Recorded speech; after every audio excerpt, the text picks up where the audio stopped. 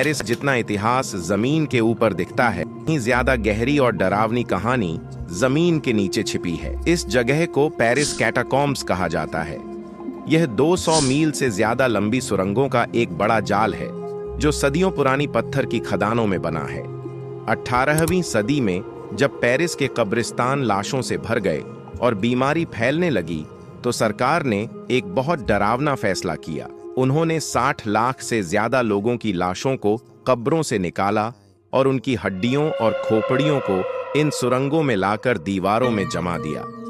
आज यह दुनिया का सबसे बड़ा कब्रिस्तान है। जब आप अंदर जाते हैं तो एक बोर्ड पर लिखा होता है, रुको, यह मृतकों का राज्य है। ये सुरंगें इतनी बड़ी भूल भुलैया हैं कि अगर कोई इनके अनधिकृत हिस्सों में चला जाए तो उसका वापस आना लगभग नामुमकिन हो जाता है।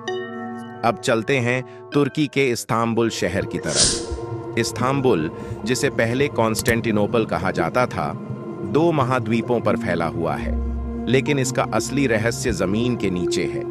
यहाँ सदियों पुराने पानी के भंडार बने हुए हैं जो इतने बड़े हैं कि उन्हें भूमिगत महल कहा जाता है। इनमें सबसे मशहूर है बेसिलिका सिस्टर्न। यह एक इतना बड़ा भूमिगत हॉल है कि इसमें 336 विशाल मार्बल के खंभे लगे हुए हैं जो पुराने रोमन मंदिरों से लाए गए थे। यहाँ का माहौल बहुत रहस्यमय महसूस होता है। हर तरफ पानी टपकने की आवाजें गूंजती रहती हैं। लेकिन इस जगह का सबसे बड़ा रहस्य 2 खंभों के नीचे रखे मेडूसा के सिर हैं। यह यूनानी कहानी में आने वाली मेडूसा का पत्थर बना हुआ सिर है जिसे उल्टा और तिरछा रखा गया है। इतिहासकार आज भी नहीं जानते कि इसे ऐसे क्यों रखा गया। क्या यह सिर्फ खंभों को सहारा देने के लिए था या इसके पीछे कोई छिपा हुआ गहरा कारण है?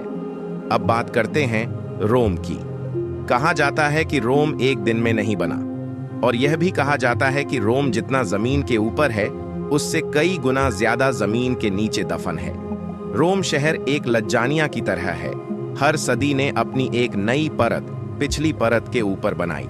जमीन के नीचे आपको सिर्फ पुरानी इमारतें ही नहीं बल्कि बादशाह नीरो का मशहूर गोल्डन हाउस डोमुस ऑरिया भी मिलेगा।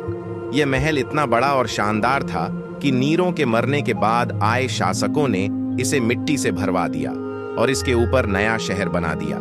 इसके अलावा रोम के नीचे क्रिश्चियन कैटाकॉम्ब्स भी हैं, सुरंगें जहां शुरुआती ईसाई लोग छुपकर पूजा करते थे और अपने मृतकों को दफनाते थे ताकि रोमन सैनिकों के अत्याचार से बच सकें। ये सुरंगें भी मीलों तक फैलती हैं।